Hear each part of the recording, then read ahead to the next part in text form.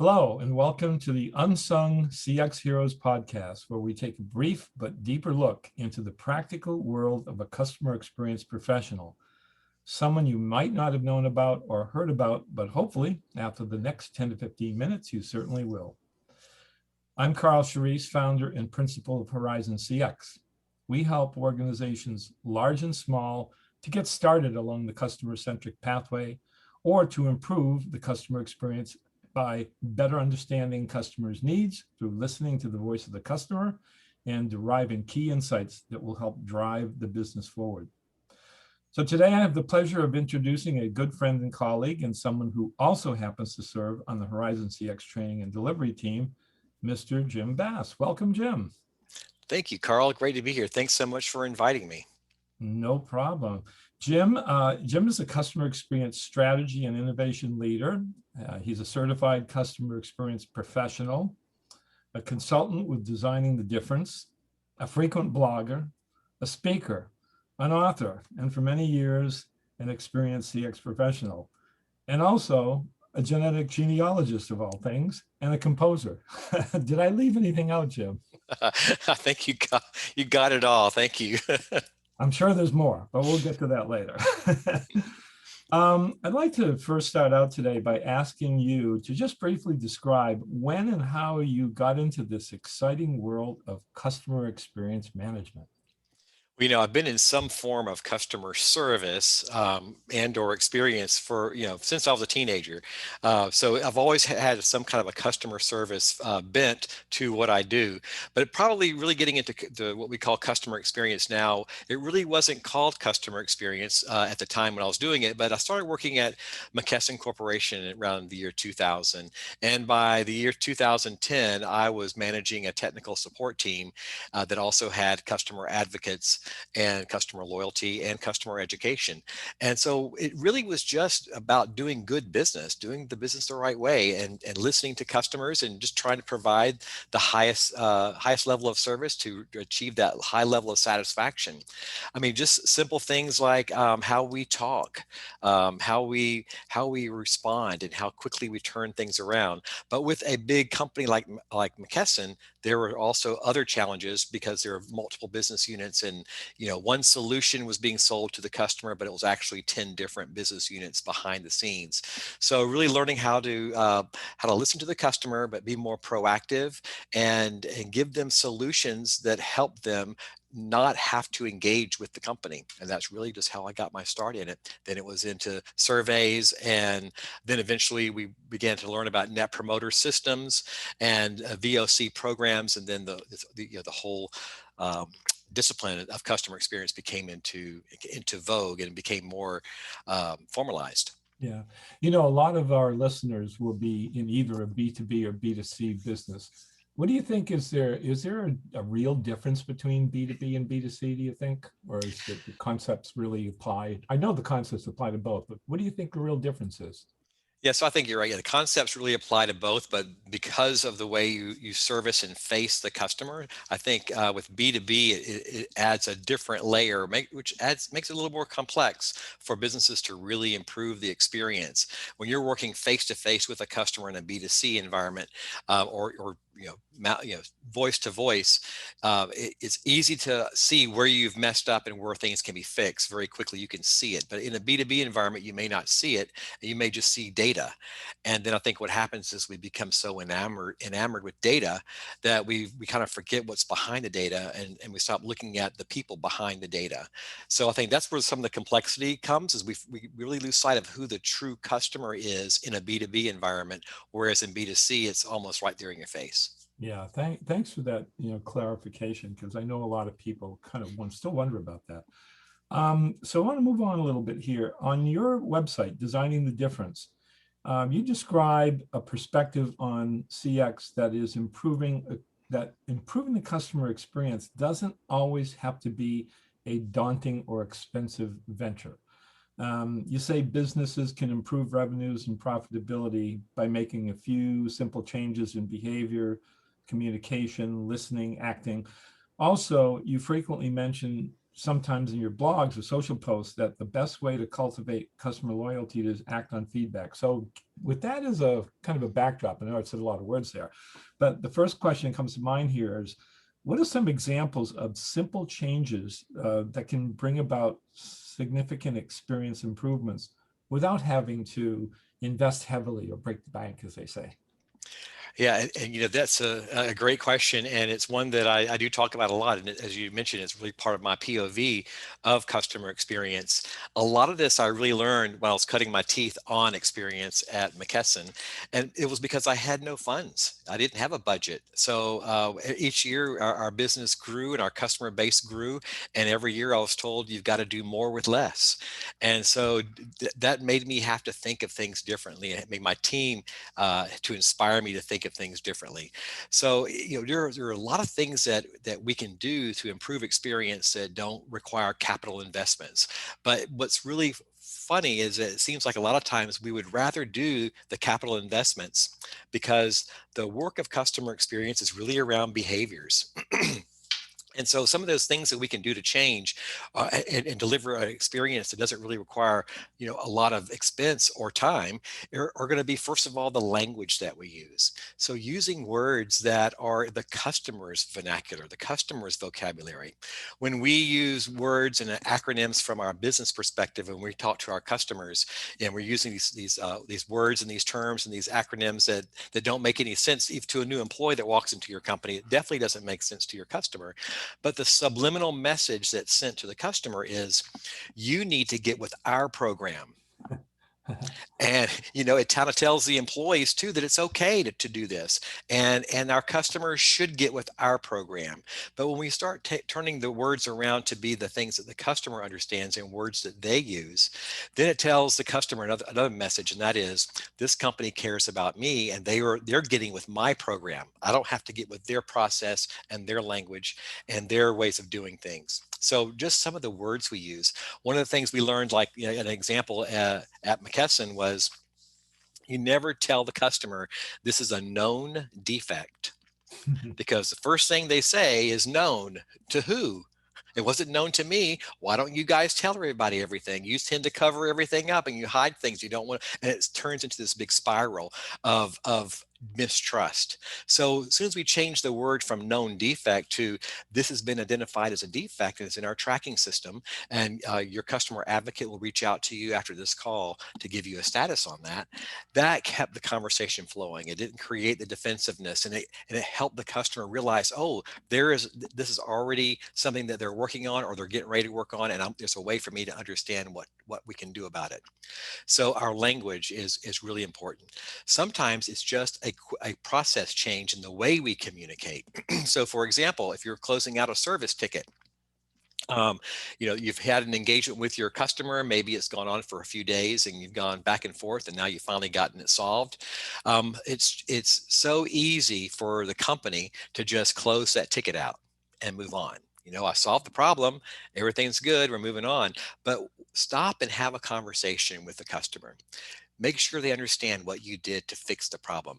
Listen to see, did the problem actually get solved? And if it was solved, does the customer know how they can address this or solve this for themselves in the future? And if they are not able to solve it for themselves in the future because of the technical complexity or because it does require the business to partner with you, then how can we fast track this so it doesn't have to go through that long process? So really checking in, confirming that the problem is solved, and using that opportunity as a way to also reinforce your relationship, ensure that there was satisfaction. You don't have to wait for a survey to go out. You can ask right then, did everything I do help you out? Was it quick enough? Is this solution thorough enough? And if not, let me know, because I want to make sure I improve and get better myself. A lot of times when customers can say that right then and there, it prevents a negative relationship or negative things from kind of growing and festering over time. So keeping the lines flushed. So the words we use and then the way we communicate, maybe some change in a process that can again, doesn't require lots of work, lots of money. Another thing to do is if you're trying to start up a voice of the customer program, or maybe you have one but it's not really giving you everything you need, take advantage of your people. Your employees know more about the customer than their surveys do. They know more details about the customer. They know the things that the customers have stopped complaining about because they know there's not going to be a fix. Your employees also know the processes and the tools that they're using to deliver the service, and they know where those process problems are.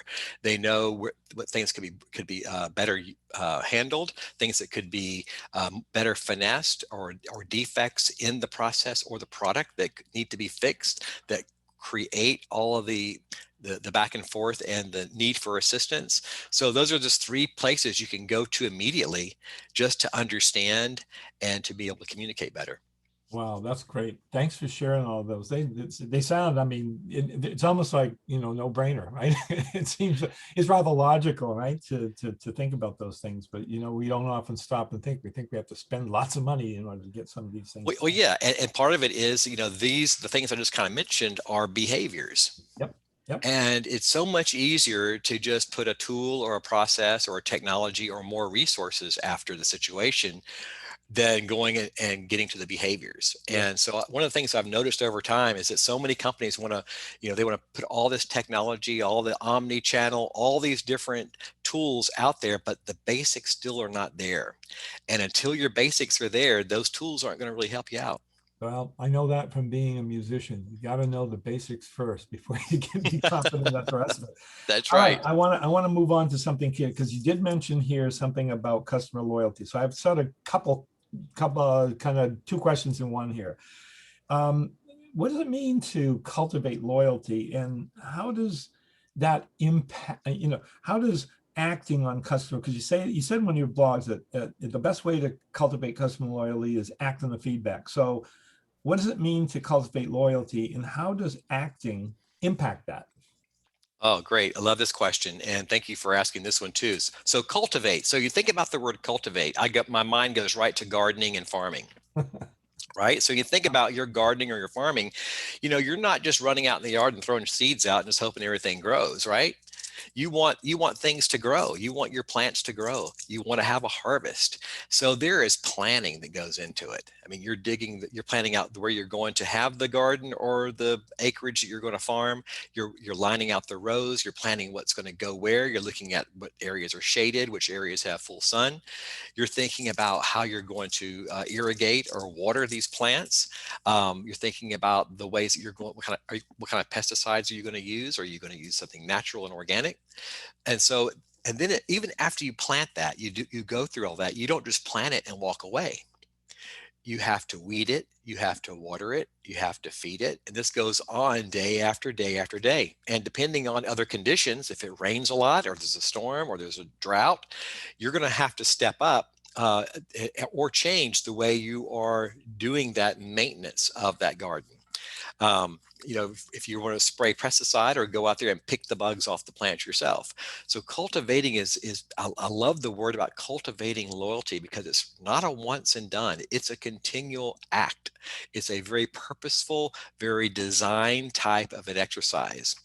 And so when we think about how taking action on customer feedback is the best way to generate customer loyalty and satisfaction, those cultivation activities in customer experience world are things like communicating, being transparent, letting the customer know what you're hearing, what you're learning.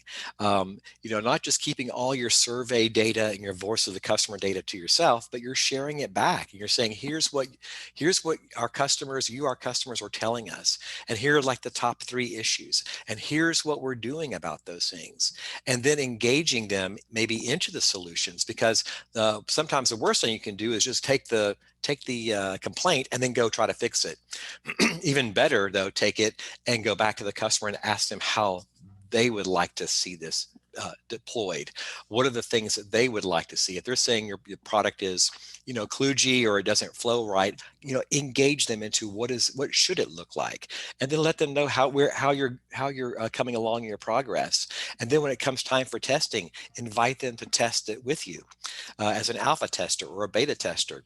So cultivating is really all of these activities, and sometimes taking the action on the feedback, meaning fixing the actual problem that they have mentioned, might take a long time. It could be programs you have to do. It may be testing. It may be all kinds of approvals and regulations that have to be uh, addressed before you can actually deliver the improvement. But keep the customers in step with what you're doing. Let them know where you are. You can go a year without delivering that and still generate engagement and satisfaction because you're keeping everyone up to date. Yeah, that's, what you're saying here, what we call closing the loop. That's very important stuff here. Um, Now I'm gonna conclude here today by asking you this question here, because you worked in B2B, I worked in B2B, a lot of experience there. And so when we talked about acting on customer feedback, why does acting seem to be so darn difficult? You're laughing. It's like letting me count the ways. But it really it boils down to a lot of to a few different things, and it's ownership and accountability. But it's really looking back at what you're trying to do and why. What's the purpose? Why do we need to do these changes? Why do we need to take this action? So the things that I've seen that make it hard to take action is that, unfortunately, many times the improvements or the action we need to take is in direct conflict with current goals and measurements. Hmm, And so that creates a rub immediately. So this is where your strategy might not be aligned with the corporate strategy. So this is where it's so important for CX teams to be aligned to the goals and the initiatives of the corporate strategy or of the departmental strategy. So that's one big piece, is it's just not aligned. The next one is going to be more around kind of a view of the company, where the CFO or the folks, the general manager, the people that control the funds, are looking at really short-term profits or short-term cost reductions rather than a long-term gain. So many times it's the pandemic is a good example. So during the pandemic, many customers, many businesses actually remove their budgets for customer experience because it was just seen as something that's something fluffy, something not necessary. But other companies were doubling down on it because they realize it's more important than ever during this pandemic. So as we look at the businesses that are looking at these shorter term gains, and they don't really see the longer term gains, it really comes to, again, to kind of connecting with the leaders of the company to show that there is financial benefit in these improvements. So we have to kind of quantify that in terms that are financially understood. And even then, you still going to have a hard time taking an action. Um, you could anyway, because there are just other dynamics at play. And then the other one that I mentioned earlier was just the fact that we don't always understand why it's important. What are the things that we need to get done?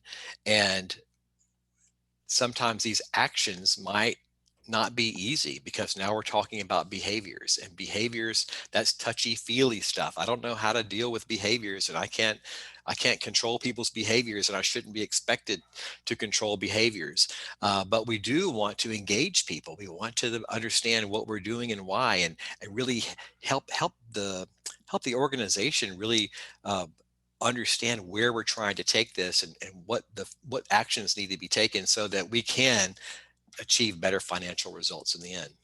Yeah, I think what you said there was really key, the behavior change, and that's another whole topic around change management, something we could probably attack at another time here. But for now, thank you, Jim, for your time today and for such valuable insights for folks around the customer experience discipline and how they can take their practice to a higher and hopefully more mature level. So I hope everyone enjoyed this brief but insightful discussion that we call Unsung CX Heroes. And I invite you to stay tuned for more episodes of Unsung CX Heroes by visiting the Horizon CX website listed here on the screen, and also subscribing to the blog series, since that will automatically put you in the queue for not only our monthly blogs, but also for our Unsung CX Heroes podcast announcements. Thank you once again, Jim, and thank you everyone for listening. Thanks, Carl.